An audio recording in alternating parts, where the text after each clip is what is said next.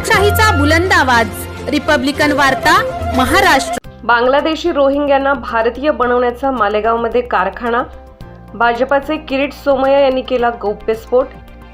बातमी येत आहे मालेगाव येथून।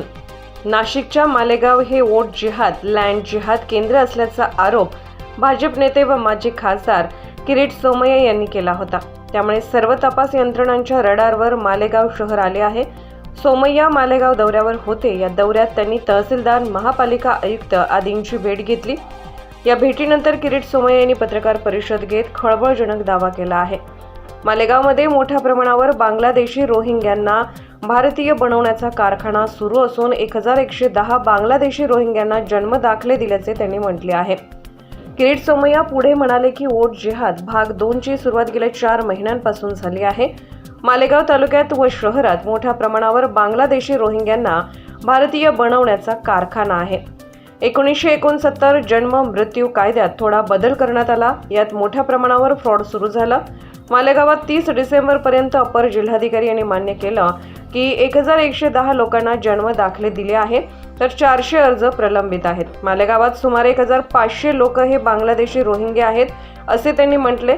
भारतीय असल्याचा जन्माचा दाखला दिला जातो।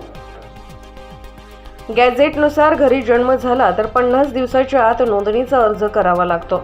82 वर्षापासून ते 2 वर्षाच्या लोकांना दाखले देण्यात आले आहेत। जिल्हाधिकारी कार्यालय आणि आयुक्त यांनी जन्म दाखले देऊन टाकले आहेत। एकाच पत्त्याचा अर्ज, एकाच घरातील 4 जणांची नावे, पत्ता केवळ मालेगाव असे दाखले आहेत। बांगलादेशी आणि रोहिंग्यांना भारतीय बनवण्यासाठी जन्म दाखला देण्याचा कायदा सुरू आहे। हे दाखले 1 वर्ष आतीलच द्यायचे आहेत। मालेगाव तहसीलदार, महानगरपालिका आयुक्त यांनी आपली चूक मान्य केली आहे। अनावधानाने हे सर्टिफिकेट देण्यात आले आहेत। ज्यांना सर्टिफिकेट देण्यात आले त्यांची परत चौकशी केली जाणार असल्याचे अधिकाऱ्यांनी सांगितल्याची माहिती किरीट सोमय्या यांनी दिली। मालेगाव महापालिका, तहसीलदार आणि आयुक्त यांचे दाखले देण्यास समर्थन आहे। मी देवेंद्र फडणवीस यांना सांगितले आहे की यांच्या चौकशीचे आदेश द्यावेत। बांगलादेशी आणि रोहिंग्यांची पडताळणी करण्याचे काम ATSने करावे अशी मागणी त्यांनी यावेळी केली। दाखला दिलेल्या 1500 लोकांचा शोध घेतला जाणार आहे। मालेगावातील काही राजकारणी या बांगलादेशी आणि रोहिंग्यांना येथे मतदार बनवायचे काम करीत असल्याचा आरोपही किरीट सोमय्या यांनी केलाय।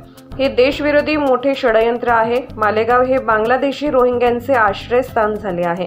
या प्रकरणात अधिकाऱ्यांवर देखील कारवाई केली जावी अशी मागणी मुख्यमंत्र्यांकडे करणार असल्याचे देखील किरीट सोमय्या यांनी शेवटी म्हटले आहे।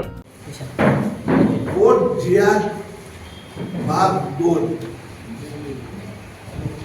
गेले 4 महिन्यापासून जुलै 2024 मध्ये याची सुरुवात झाली।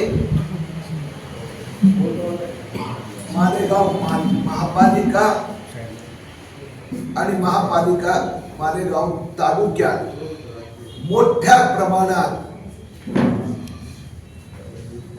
बांगलादेशी व रोहिंग्या मुस्लिम यांना भारतीय बनवण्याचा कारखाना सुरू झाला आहे।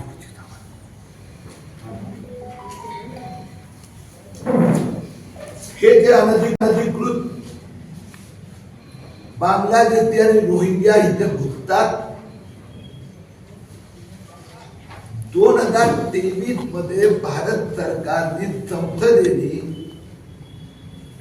1969चा जो जन्म मृत्यू नोंदणी कायदा आहे त्यात थोडासा बदल केला। मॅजिस्ट्रेट कोर्टाला अधिकार होते ते तहसीलदारला दिले।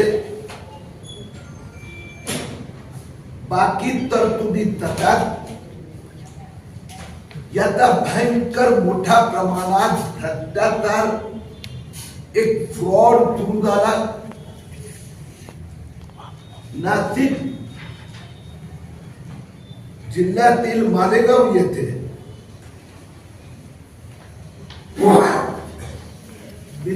रिपब्लिकन वार्तासाठी नांदगाव प्रतिनिधी मुक्ताराम बागुल, नाशिक।